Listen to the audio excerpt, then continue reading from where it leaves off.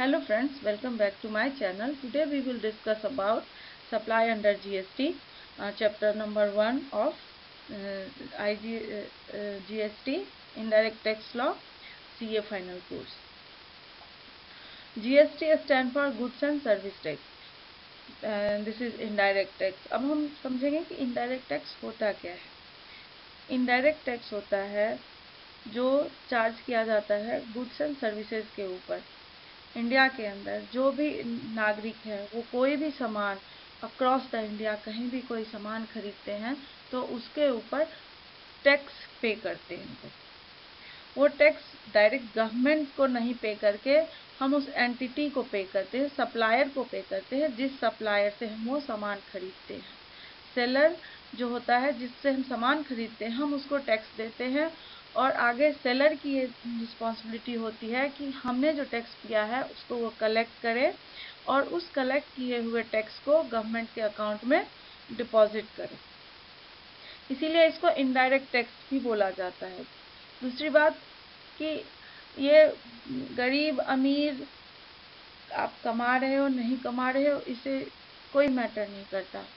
आप अगर कुछ खरीद रहे हो, आप अगर कोई सर्विस अवेल कर रहे हो तो आपको टैक्स देना होगा. इसीलिए इसको इनडायरेक्ट टैक्स बोलते हैं. सेकेंड पॉइंट कि ये कंजम्पशन बेस्ड है, डेस्टिनेशन बेस्ड टैक्स है. इसमें जो चीज़ जहाँ पे खरीदी जाएगी, जहाँ उसको कंज्यूम किया जाएगा वहीं से वो टैक्स कलेक्ट किया जाएगा, उसी स्टेट उसी प्लेस का वो टैक्स होगा. लाइक कि अगर कोई सामान दिल्ली के अंदर मैन्युफैक्चरिंग हो रही है और वो सामान यूपी में कोई खरीद रहा है तो अगर यूपी में खरीद रहा है तो वो टैक्स यूपी का लगेगा और उसका बेनिफिट जो है वो यूपी को मिलेगा क्योंकि जो गुड्स और सर्विस है उसका कंजम्पशन यूपी के अंदर हुआ है, यूपी वालों ने उसे यूटिलाइज किया है तो उसका जो टैक्स होगा, जो रिवेन्यू जनरेट होगी उसका बेनिफिट भी यूपी वाले को ही मिलेगा. नाउ कि कौन सी चीज़ें ऐसे हैं जिस पे हमें टैक्स देना पड़ता है, कैसे हमें टैक्स देना पड़ता है, टैक्सेबल इवेंट क्या है. तो जो भी taxable event is any transaction occurrence that result in A tax consequences. अब ये कौन से टैक्सेबल ऑकरेंस हैं, कौन से टैक्सेबल ट्रांजैक्शन हैं जिसके ऊपर टैक्स जो है वो लेविड हो जाता है, इसके लिए हम आगे और डिटेल में चर्चा करेंगे. टैक्सेबल इवेंट और सप्लाई को समझने से पहले हम कुछ डेफिनेशंस के बारे में स्टडी करेंगे ताकि कॉन्सेप्ट हमारा क्लियर हो जब हम सप्लाई और टैक्सेबल इवेंट के बारे में डिस्कशन करेंगे. तो जो सबसे पहला जो डेफिनेशन है वो गुड्स का है, जो section 2 sub section 52 of CGSTS 2017 से है. Goods means every kind of goods means every kind of movable properties other than money and security. जो भी प्रॉपर्टीज जो मूव कर सकती हैं बट मनी और सिक्योरिटीज को उसमें इंक्लूड नहीं किया गया है. सेकेंड पॉइंट है actionable claim and third point है growing crops, grass and things attached to or forming part of the land which are agreed to be served before supply और under a contract of supply. तो goods के अंदर तीन तरह की चीज़ें आ गई. फर्स्ट मूवेबल प्रॉपर्टीज और एक्सेप्शन है इसका, मनी और सिक्योरिटीज को इसमें इंक्लूड नहीं किया गया है. सेकेंड है एक्शनेबल क्लेम और थर्ड है ग्रोइंग क्रॉप्स. लाइक जो क्रॉप्स लगी हुई हैं फील्ड में बट उनके लिए अगेंस्ट कॉन्ट्रैक्ट हो चुका है किसी सप्लायर के साथ कि ये क्रॉप्स आप अपने इनपुट के लिए यूज़ करेंगे तो वो भी इस गुड्स के अंदर आता है. सेकेंड आता है service. Section 2 sub section 102 define करता है सर्विस को. Service means anything other than goods. वो सारी चीज़ें जो गुड्स नहीं हैं उन सबको सर्विस में इंक्लूड किया गया है except money and securities. But उन्होंने इंक्लूड किया है दो चीज़ें, activities related to the money or its conversion by cash or by any other mode from currency or denomination to other form of currency or denomination, and second for which a separate consideration is charged. Service includes facilitating or arranging transactions in securities also. Third जो most important definition है वो है business का, जो section 2 sub section 17 as per section 2 subsection 17 business includes first A any trade, commerce, manufacture, profession, vocation, adventure, leisure or any other similar activities whether or not it is for a pecuniary benefit. B कहता है any activity or transaction in connection with or incidental or ancillary to subclause A. Now the C point, any activity or transaction in the nature of subclause A, whether or not there is volume, frequency, continuity or regularity of such transaction. Fourth point, supply or acquisition of goods including capital goods and services in connection with commencement or closure of business. जैसे कि हम कोई business start करते हैं तो हमें capital goods लेना पड़ता है, और जब हम क्लोज भी करते हैं तो उसको बेचना पड़ता है, वो उसको डिस्पोज करना पड़ता है. Fifth point, provision bye a club, association, society और any such body of the facilities or benefit to its members.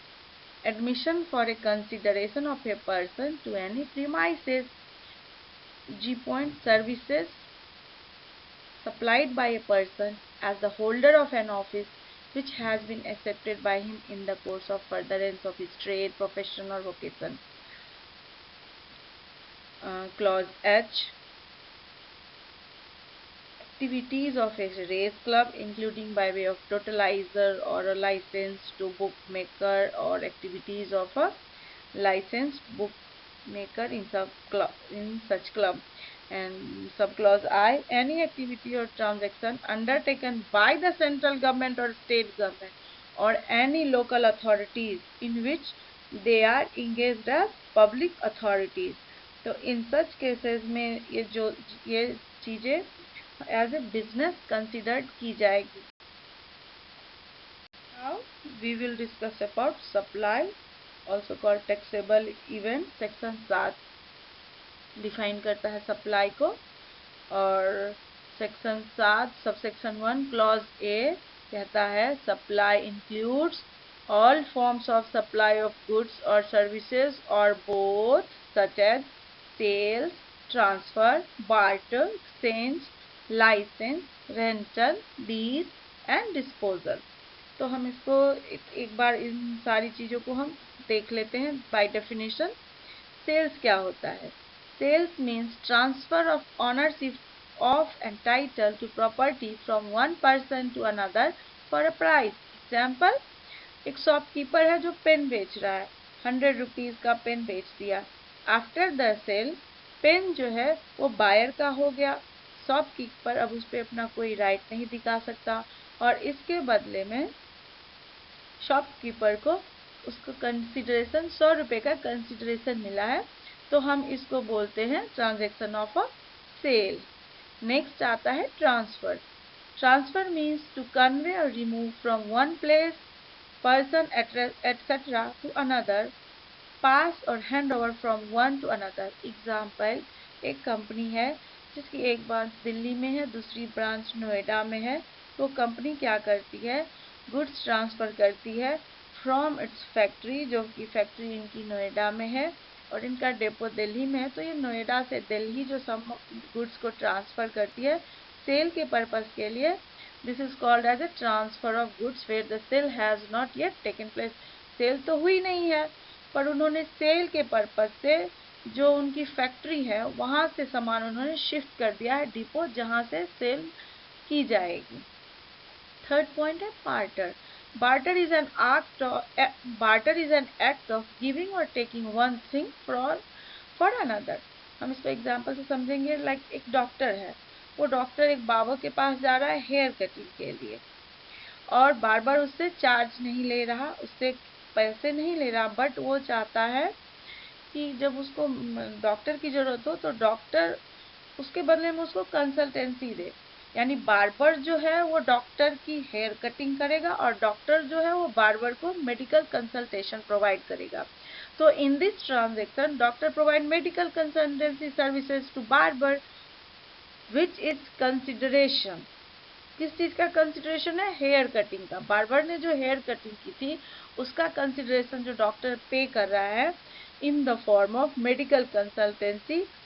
This is called barter system and this is called barter transaction. Fourth is exchange.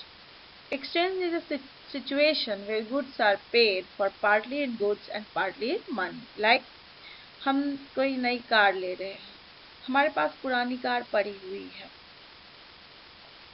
तो हम वो अपनी पुरानी car लेके जाते हैं showroom पे, बोलते हैं कि ये आप पुरानी कार रख लो, इसके बदले मुझे नई कार दे दो और बाकी जो कैश बनेगा वो मैं आपको दे दूंगा. तो इसमें क्या है कि व्हेन ए न्यू कार, अगर नई कार की प्राइस 5 लाख है, उसके बदले में हमने पुरानी कार भी दे दी और 4 लाख हमने कैश भी पे किया. तो this is called transaction of exchange.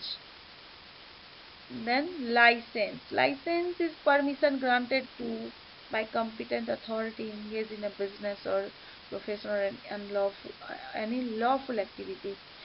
ये एक लाइसेंस होता है. जैसे मदर डेयरी का है ना, वो उनके बूथ्स होते हैं, उनको लाइसेंस मिला होता है. जो या स्कूल कुछ रनिंग करते हैं कि एक में फ्रेंचाइजी देते हैं स्कूल वाले कि हाँ ये इतना इतना इतने दिन के लिए है, इतने प्राइस पे हमने आपको ये लाइसेंस ग्रांट किया है, इतने दिन तक आप मेरे नाम पे स्कूल रन कर सकते हो. Rental is something, it is an arrangement to rent something and lease is a legal agreement by which money is to be paid in order to. हम कोई लैंड, बिल्डिंग, व्हीकल कुछ भी हम use करना चाहते हैं जो हमारे पास है नहीं but we want to use them. जिनके पास है उनके साथ हमारी एग्रीमेंट बन गई है कि चलो भैया हम आपको मंथली पे करेंगे और उसके बदले में हम आपकी जो भी है लैंड, बिल्डिंग, व्हीकल जो हमें चाहिए वो हम यूज करेंगे. और डिस्पोजेबल मीन की डिस्पोजेशन ऑफ थिंग, लाइक जब हम बिजनेस खत्म करते हैं तो उस केस में हम क्या करते हैं, जो भी हमारे कैपिटल गुड्स होते हैं, जो कैपिटल एसेट्स होते हैं, उसको हम डिस्पोज करते हैं. तो वो भी सप्लाई के अंदर आता है, वो भी एक टैक्सेबल इवेंट होता है अंडर जीएसटी. तो इसीलिए ये डिस्पोजल को भी सप्लाई के अंदर डिफाइन किया गया है.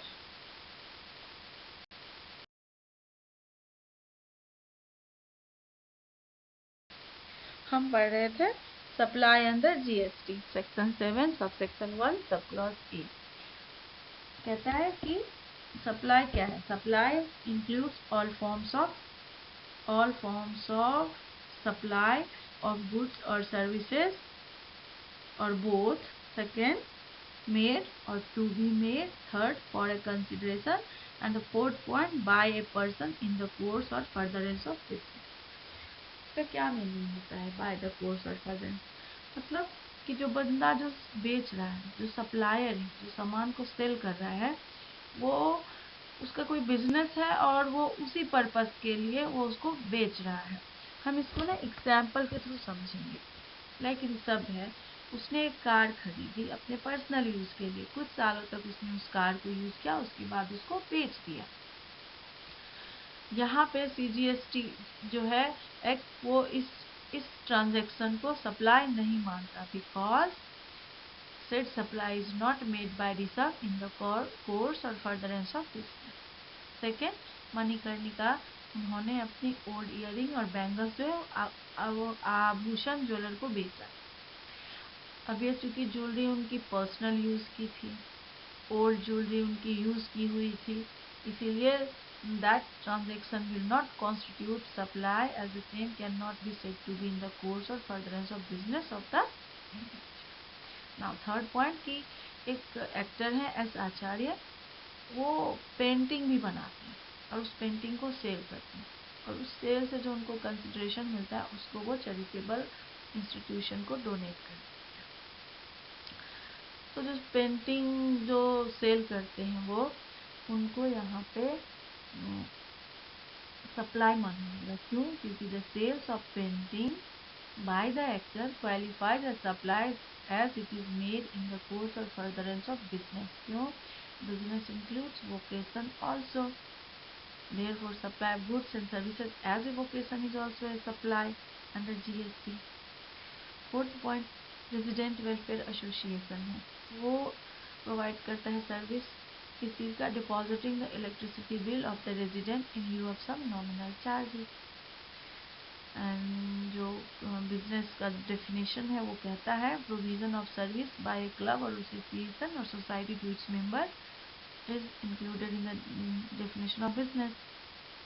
कब? hence facilities provided by club, associate, society to its members for consideration are qualified as supply as it is made in the course or furtherance of business. Fifth point, admission of persons to any premises for a consideration is included in business. क्या कहता है? Service by way of admission to circus, cinema halls, amusement parks including theme parks, water parks, etc. are considered as supply as these are services by way of admission of person to any premises for a consideration. अब हम बात करेंगे exception की। कुछ exception है, exception to course or furtherance of business. क्या exception है? कि import of services for a consideration from the above discuss exception to course or furtherance of business. That is, अगर हम कोई सर्विस इंपोर्ट कर रहे हैं, गुड्स की बात नहीं हो रही, सर्विस की बात हो रही है यहाँ पे। अगर हम कोई सर्विस इंपोर्ट कर रहे हैं और उसके लिए हम कंसिडरेशन दे रहे हैं, ये हो सकता है कि आपके पर्सनल यूज़ के लिए भी हो, फिर भी इसको सप्लाई माना जाएगा। इसमें सर्विस जब हम इंपोर्ट करेंगे कंसिडरेशन देके, तो हम ये नहीं देखेंगे कि ये फर्दरेंस और बिजनेस के लिए है या नहीं। I hope from the above discussion it is clear that which transaction qualifies as supply under GST. फिर मिलते हैं नेक्स्ट वीडियो में, आगे का मैं इस चैप्टर का आगे का पार्ट लेके। Thank you.